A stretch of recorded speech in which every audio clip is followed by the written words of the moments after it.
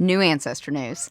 I had a DNA test done through Family Tree DNA long time ago. Did the mitochondrial DNA, haplogroup, all that shit, right? I was trying to find my maternal line because I couldn't get past like 4 generations for a long fucking time. So I had to dig really fucking deep. So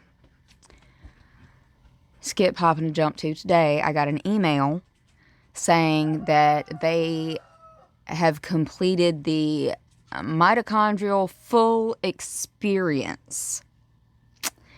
My haplogroup is H1BA4, and then it has a whole fucking shit ton of things like haplogroup story, country frequency, notable connections, migration map, globe trekker is coming soon, ancient connections, time tree, match time tree, ancestral path, suggested projections, or suggested projects, sorry, scientific details, blah, blah, right? Okay, so, notable connections. The Slonk Hill Man. Notable haplogroup connections are based on direct DNA testing or deduced from testing of relatives and should be considered as fun facts. I'm aware. All right.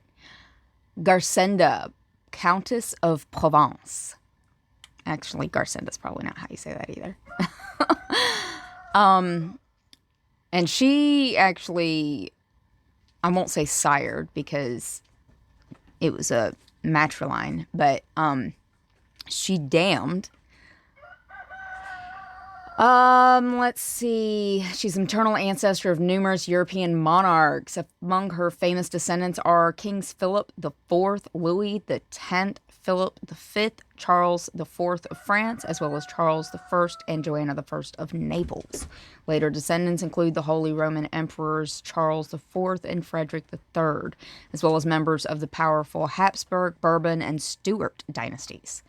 Garcenda's matriline shaped the course of European history for centuries, showcasing the often overlooked impact of female lineage in medieval and early modern times. Go you, my babe. That's fucking fantastic.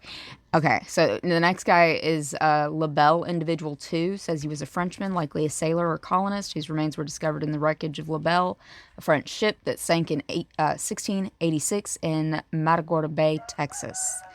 Genetic analysis identified his ancestry through Y haplogroup R1b and mtDNA haplogroup H1N3, consistent with Western European, particularly French origins, aligning the crew of René Robert Cavelier, Sieur de la Salle's expedition. Pewter cup inscribed with C. Barange found near his remains suggests his name was Charles Barange, offering a rare personal detail from the ill-fated colonial venture.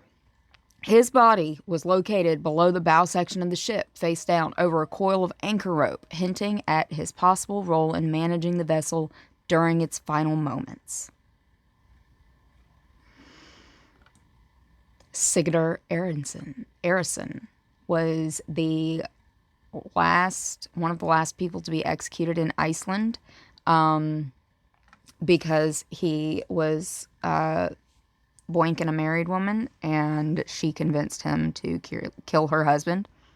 And so when the husband's body showed up in the fucking river, they both got for it. And even though he tried to deny that he did anything, eventually she confessed that she had encouraged him to do it. So he was beheaded, and they were both buried on unconsecrated ground. She was drowned, and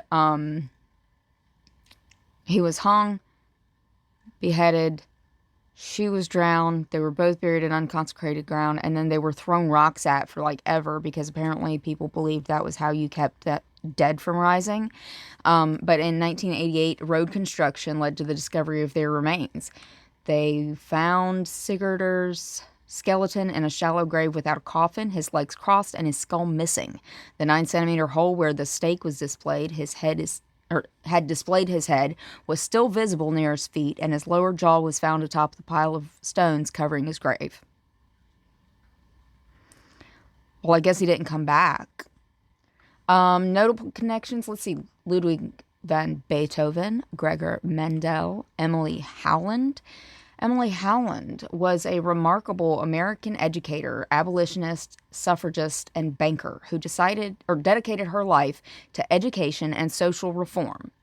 Born into a Quaker family in Sherwood, New York, which makes a whole lot of fucking sense because my mom has family members who settled New York,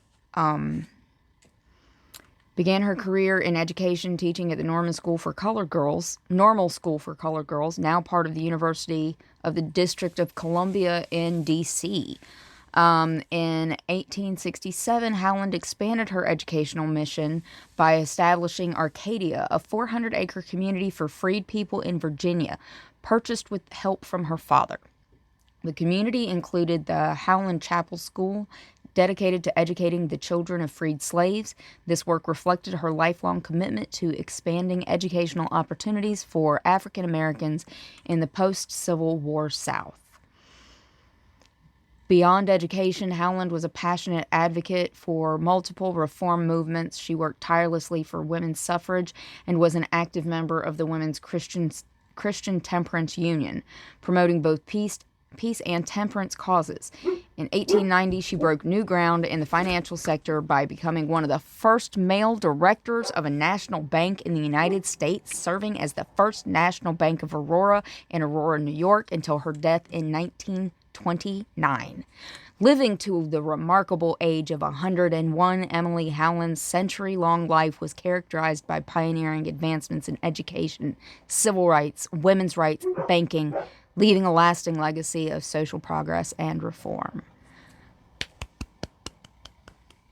Let's have a whole fucking round of applause for Miss Emily Howland. And we have Sweyn of Denmark, Sweyn II of Denmark. He was king of Denmark from 1047 to 1074. He took the matronymic surname Estridsson after his mother Estrid, Sven's daughter, emphasizing his link to the Danish royal house through her lineage.